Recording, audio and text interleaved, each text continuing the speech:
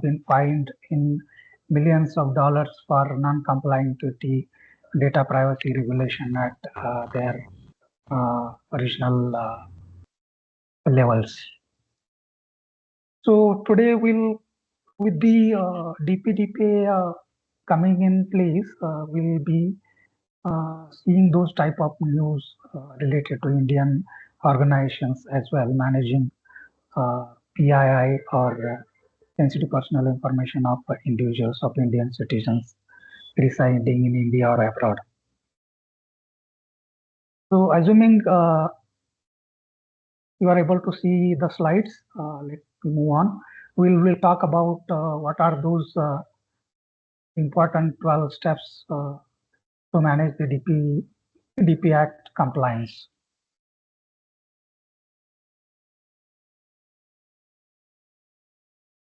So first and foremost, we need to understand what is the Digital Personal Data Protection Act, right? There are a lot of provisions related to data controller or data processor, data subject, which is data principal, nothing but individual of which personal information or sensitive personal information, either we are collecting, processing, storing, transferring, or maybe getting rid of that information due to various reasons. First, another thing what we need to determine is whether we qualify as a significant data controller or fiduciary. Significant means the nature, type and volume of data that you process on behalf of your customers, government, or your own employees, or as a service to the civilians.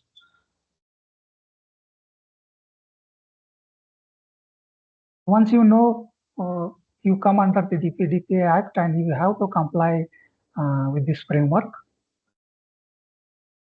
So another thing we need to determine, which is very critical, is to understand whether we really need to appoint a data protection officer who will focus on data privacy related aspects, right? Understanding requirements, putting in controls, complying to those on an ongoing basis. Set up a data protection governance committee comprising of senior leaders, including key stakeholders from business people and IT, HR, and possibly we may want to include external members as well as part of this committee. Another important aspect that we need to do is develop policies, which we call it as organization controls. Policies, there may be multiple policies, however, we want to highlight those are critical, such as privacy policy, data protection policy, data retention policy, incident management policy, breach notification policy, and all other policies that are required to protect the information data or protect the PIRSC, SPI from cyber incidents.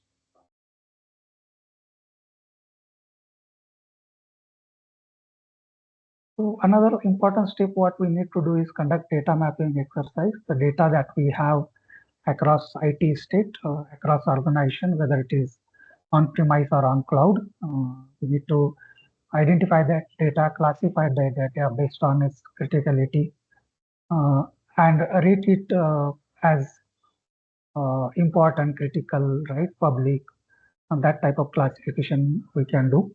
Once that is done, across each touch points, we have to put in controls such as when we are collecting the data, we make sure we are not collecting the data that is not required, or we do not collect data that more than required, right? Classify that and protect as per risk. What that means is putting up controls such as policy, technological controls, physical and environmental security controls, so that due to cyber attack or cyber incidents where PII and SPI is disclosed in the public network, then the organization reputation and financials are at stake. Fourth important step is implement data protection measures. These fall under various categories, as I said, organization controls, technical controls, physical and environment security controls, management controls, and data privacy specific controls such as data encryption, data masking, and data hashing. Apply organization measures such as employee training, policies, procedures, and this is not something one-time exercise, right? What we assume generally employee trained once is done. So training is something need to happen on a regular basis. Policies needs to be reviewed on a regular basis, at least annually. Similarly, the associated standard operating procedures.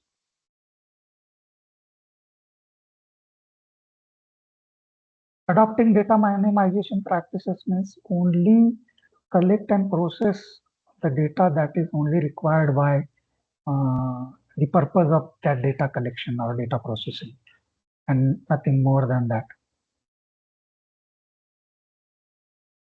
A few important steps that we need to ensure that we have explicit consent obtained from the data principal. It could be manual consent or electronic consent. Enable easy withdrawal of consent if any individual wants to withdraw that consent, he or she should be able to do that easily through online process or through offline process such as sending a letter or mail.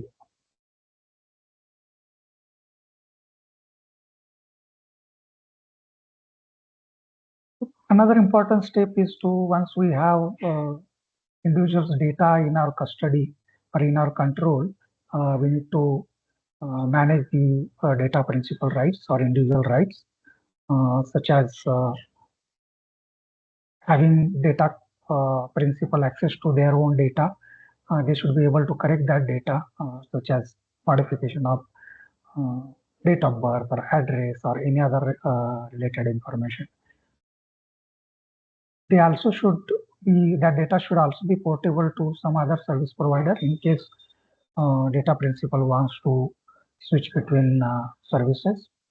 This can be done through various means such as online. This can also be done online through email, through customer support, supported by customer support executives. Also, we need to define timelines for responding to each type of request depending on the nature of request, right, and associated risk with it.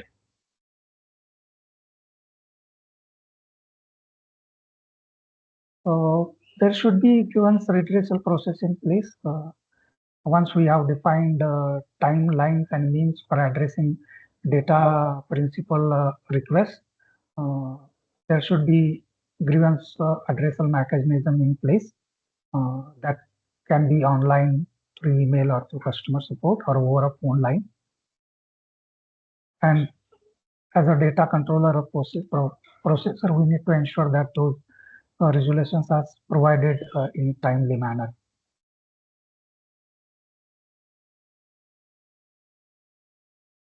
So we generally, what happens, we do collect or create a lot of data that is required for business. In this case, the data that is collected of individuals, which is personal in nature or sensitive in nature. We do a lot of processing activities, could be storing or further transferring to different subcontractors or different regions for various meeting various contractual or legal requirements. We also need to understand the retention requirements, and once the retention is over, we should also be securely disposing that data, creating evidence of those disposal to be provided to the authorities or in court of law in case cyber forensics is required.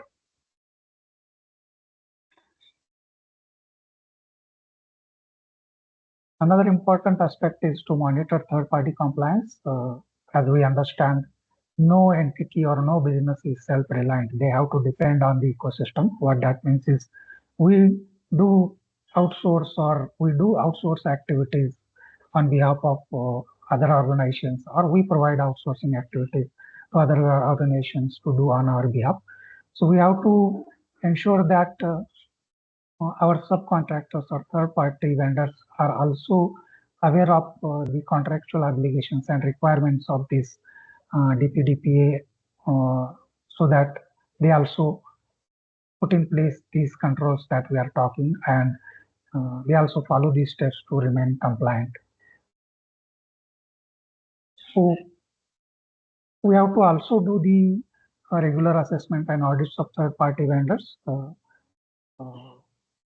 are processing data on behalf of data controller or data fiduciary. Right, and in the contract that we have to include the effect of non-compliance, right? So they should also be part of non-compliance. Generally, it would not happen that the contractor will agree to be part of penalties if there is a non-compliance, but we want to make them part of the contract so that they take protection of PI and SPI very seriously.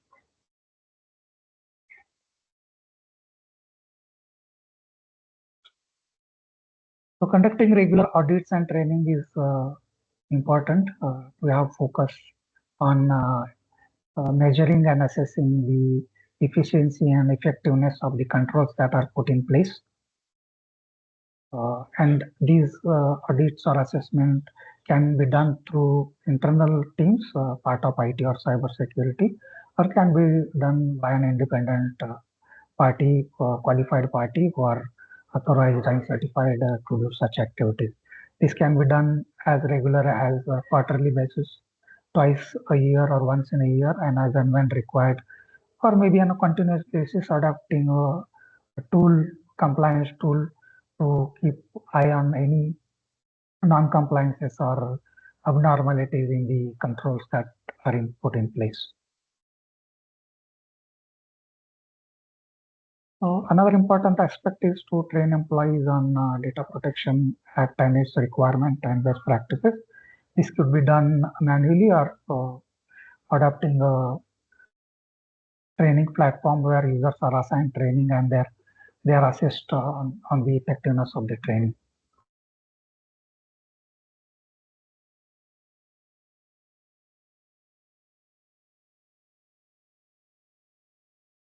So even if we have controls in place as a policy or technology controls, uh, there is no guarantee that the cyber incident will not happen. So what that means is we have to be ready to respond to a cyber incident in case there is a data breach or effect on regular operations, managing DPI and SPI, uh, so that we respond to those incidents or events in a timely manner. First and foremost is to contain and limit the damage, and then make sure those incidents doesn't happen again.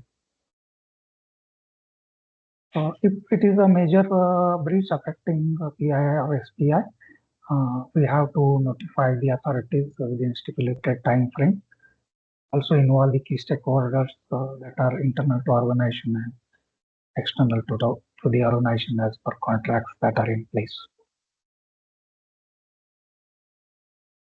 Last but not the least, we have to keep updated with the changes, with the DPDPA, technological changes, environmental changes, political changes, right? Changes in the contracts, customer requirements, uh, individual rights requirements, right? And we accordingly we need to update our policies, processes, contracts to align with the updated framework. That can be done through being part of various forums, events like this one that we are having. And as part of that, update the policies and practices or standard operating processes as required. And this exercise is recommended at least annually or as and when there is a major change in the act or in the organization culture or process, such as acquisition or merger. So I think with that, please understand that data security is vital for trust and integrity in society. and what is at stake is your organization's reputation, financials, as well as your customers. If we fail to comply with the DPDPA, which is expected to be in effect in very near future. So with that, I open the floor for questions. Yeah. Mohanji, we have a question from Umaji. So this she has asked, is there a strict deadline for organizations to achieve compliance with the DPDPA? Yeah, the deadline will be announced as soon as this DPDP Act comes in effect. Right now, as of now, there is no such deadline. The way we have seen for GDPR, there was, I think, 18 months deadline given to comply with the GDPR Act, right? So similarly, there will be timelines given for DPDP as well. And Mr. Dinesh has asked, is there any forum where we can register to get updates on the changes to the regulation? Yeah, I think Data Security Council of India is one of the organization you can be part of, or you can subscribe there for updates. Also, the Ministry of IT.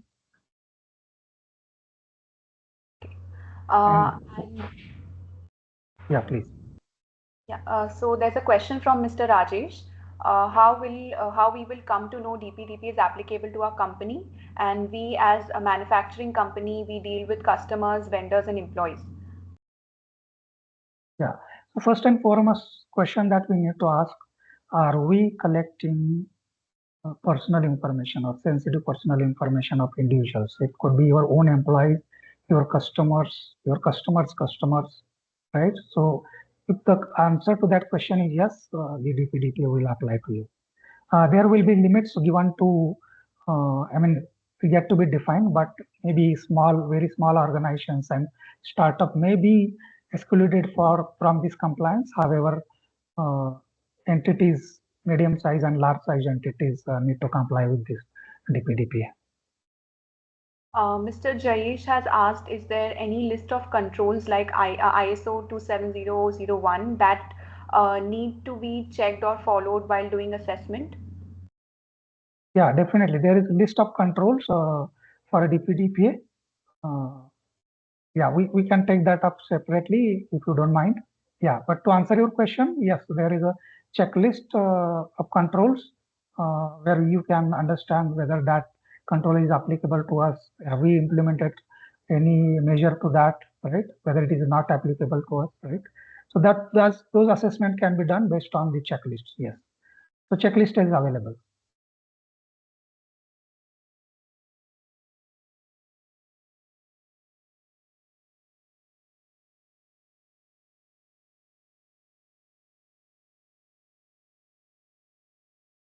Any other questions from anyone?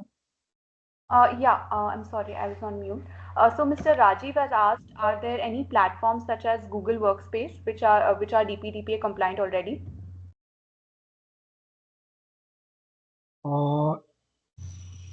Yeah, a lot of organizations such as Google or Zoho or Microsoft, right? They are taking proactive measures to remain compliant with DPDPA.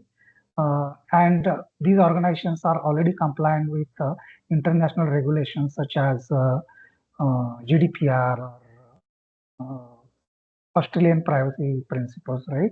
It becomes easy for them to become compliant for DPDP as well. So yeah, a lot of tier one customers or organizations are already on the path of complying to DPDPA, or they are partially compliant. The fact is that yet since the DPDP Act is not in effect yet, the exact set of controls and requirements are still unknown. But based on the regulation, a lot of organizations are trying to put in controls in place based on their best understanding. Then Mr. Girija has asked, how will any organization prove that it is compliant to DPDPA Act? Will it be part of statutory audits? Yeah, that's a good question. Will it be part of statutory audit or not? I think we need to wait to hear from the authorities. However, yes, organizations like us will help you to remain compliant with the DPDP Act. Mr. Rajesh has asked, what are the first key steps companies should take for DPDP compliance? Yeah, first and foremost is that's what we discussed throughout this presentation. However, first is to understand whether it is applicable to us, what kind of data and volume that we are either processing, collecting, transferring, or using it for business purposes, or maybe giving services to our customers or public in general. Mr. Girija has another question. Where is the checklist available, and can you please give a reference link? Yeah, we can provide that checklist. Please send us a note and we'll help you with the checklist. Mr. Rajiv has a question. How similar is DPDPA to GDPR? GDPR is said to be stringent data privacy regulation in the world, and all other regulations are possibly based on that regulation. Yeah, most of the controls are similar in nature, right? However, the penalties are different. The penalties for GDPR are much higher than the penalties for DPDP. Are there any And other questions from anybody?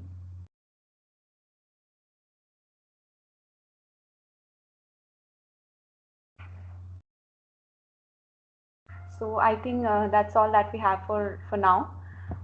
So thank you all. Just a second, there's another question from Mr. Rajesh.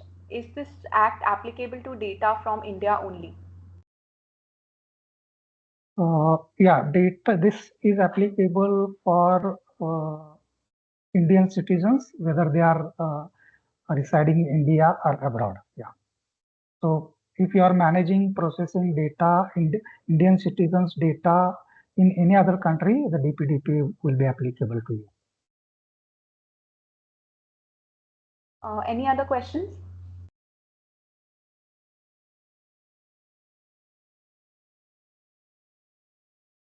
Okay, so thank you all for your time. And please do let us know if you like this webinar and if you would want to have more sessions. There's another question from Mr. Jayesh. Are we getting a recording of this? Yes, the recording would be available. So if you like this webinar, please do let us know. And if you would want to have more sessions like this, we will also send you a small feedback form for your suggestions to improve this, and also for you all to let us know the topics that you would want us to cover in the next talks. So yeah, and a special shout out to our co-organizers. Many thanks. So yes, once again, a big thank you and wish you all a lovely evening ahead. Thank you, everyone. Have a nice time ahead.